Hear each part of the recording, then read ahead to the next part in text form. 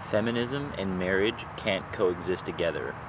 We're in very interesting times where there's a high level of feminism and feminist narrative, and then also women still at some point looking for marriage, and a lot of women being very alarmed by certain concepts like MGTOW and the red pill, and more men deciding to opt out of the marriage game and to just be a bachelor, be a free agent.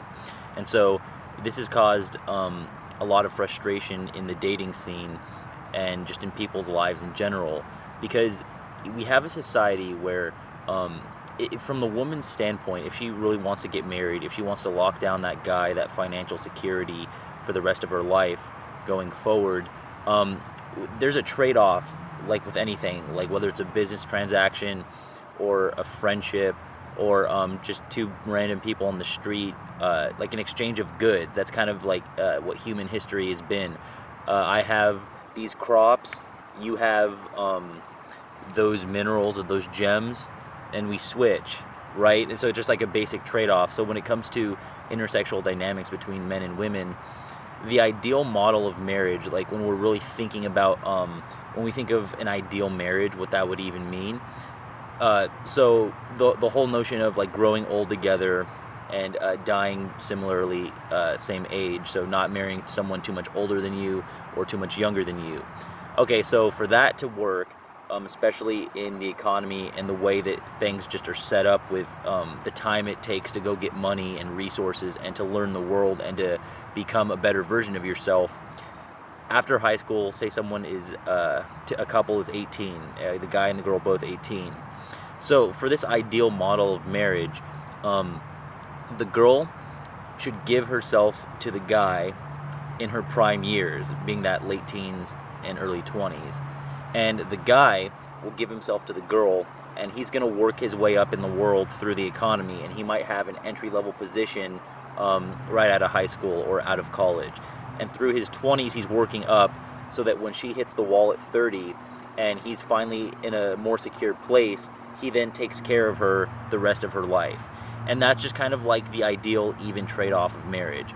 But when we understand biology and spirituality and hypergamy and the layers above us, they kind of indoctrinate us in a certain way of thinking, whether it's the culture, the news, the government, the media, the songs that they push, like even it did like the society too, just like pushing people to go to college. Now that more people are in college and more women too, more women in the workforce, it changes the sexual dynamics, because as much as feminists say that women can go out and make their own money and make more than a man, and she can have a career, and that's true. If she wants to do that life, that's on her. That's her prerogative to do so. But women, at the same time, they're not going to share their pot of gold with a man, right? It's going to be the other way around. Like just how we're wired biologically. Like the guy is going to be the hunter. He's going to be the provider. So the woman making a bunch of money, yeah, she could like have like the random hookup with like the young attractive pool guy, like the male model or whatever. But like for a marriage of as she's defining it and what she's looking for, she's going to go at her level or above. So the problem with how this coincides in this current society is that you have a lot of these women who think that they bought into that. Okay, go to college, and it's feminism too, so I can do whatever I want. I can sleep around, I can party, I can drink, I can do a bunch of drugs, tattoos, piercings, which she has the choice to do that, right? Like no one's saying like she's gonna be like thrown in jail if she chooses to do whatever, but there's consequences to things, because when you're asking another human being to be in your life, that stuff comes into play. So this woman that is bought into this feminist narrative, she's going to go to college, pursue multiple options of men, pursue her degree or whatever, get a job. She's going to listen to the mainstream music on the radio that promotes more sex and violence, drugs, alcohol. And so she's going to go through her 20s a lot of times just kind of playing the field, seeing her best option of man. So a woman in her 20s, she's looking at men in their 20s when we're just trying to get going, and she goes, I'm not really sure if you're my best option. So even if you do sleep with her, or even if you have like a casual thing, or however long you guys have a relationship going, she's always going to keep in the back of her mind those other options.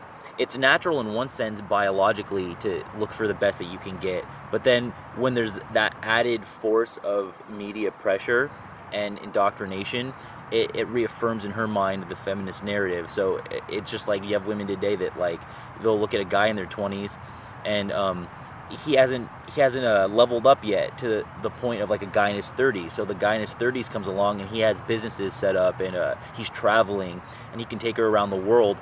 So she looks at the guy in his 20s like, well, you just don't do what the other guy does. So she leaves the guy in his 20s, goes for that guy in his 30s.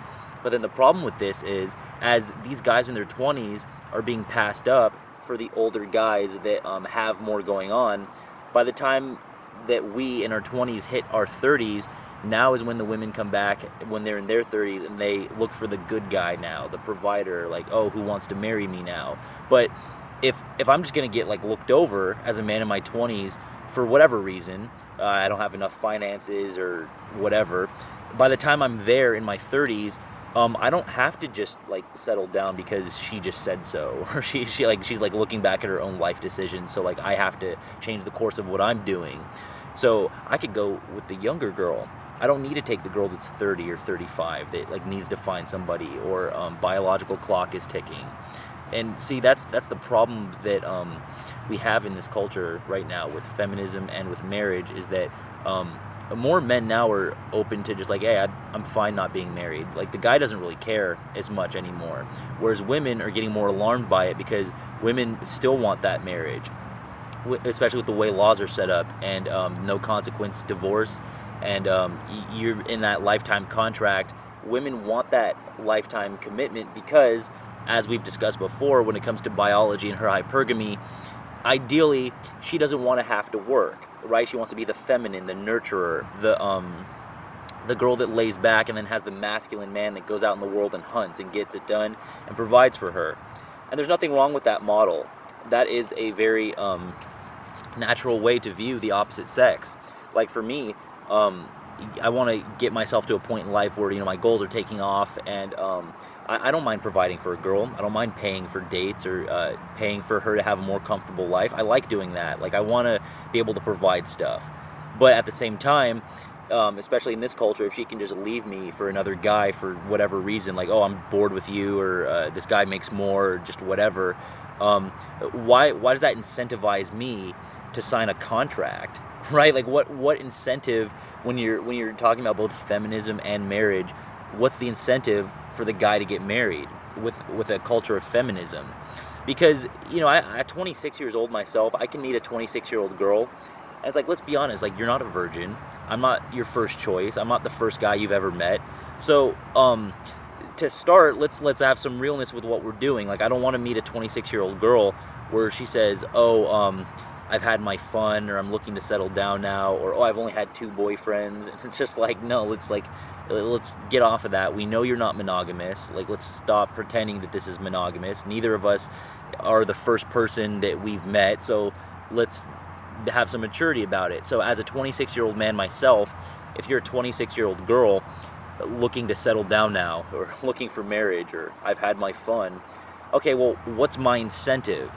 Because what were you doing in college, or prior to that, or a little bit after college? Like, you know what I mean? Like, I wasn't the only guy there. So like, I can't just be the fallback plan. I can't be, oh, you better find somebody. Well, like, I don't need to do that. Why do I need to sign a contract? Especially when she can be in my life anyways. Why do I need to sign that contract? But from her angle, she wants that contract. So a lot of women too, when they hit that epiphany phase, like mid-20s to late 20s, they'll start to tell the guy, like, oh, well, like, I'm looking for something serious. If you're not serious about marriage or whatever, don't play any games. But they weren't saying that in their early 20s, right? So you're just expected to be this provider chump that just falls for that doesn't really take into account your own sexual market value. And again, like, men and women can make their own choices on sexual history and what they do, but again, it's like, what's my incentive to sign that contract?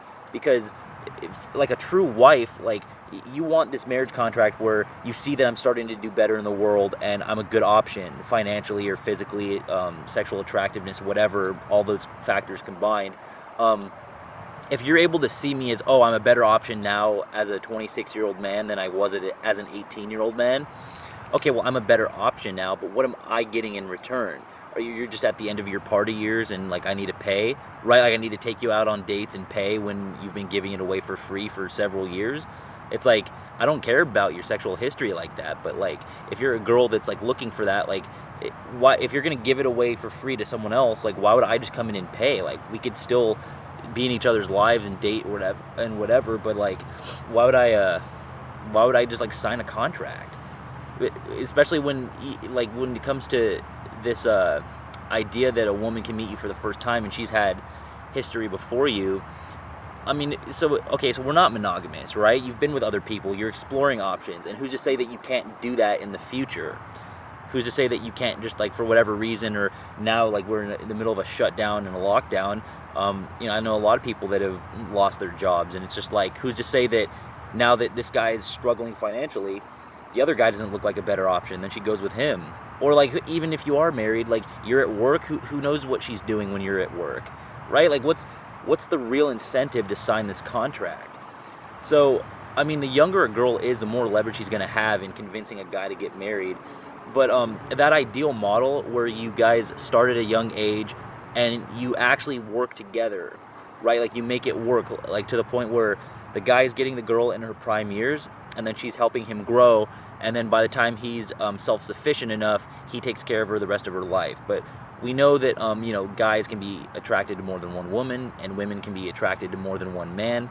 So when that biology is already a reality, and then you have the feminist narrative being pushed on women, and the music and the culture and the college hookup culture, and it's like, oh, I can sleep with whoever, pursue my career, my degree, and there's just gonna be a guy waiting for me at 30 or 35 because that's just how it should work, and he should man up and get married. But it's like no, like that only the fool falls for that. Only the chump is gonna fall for that.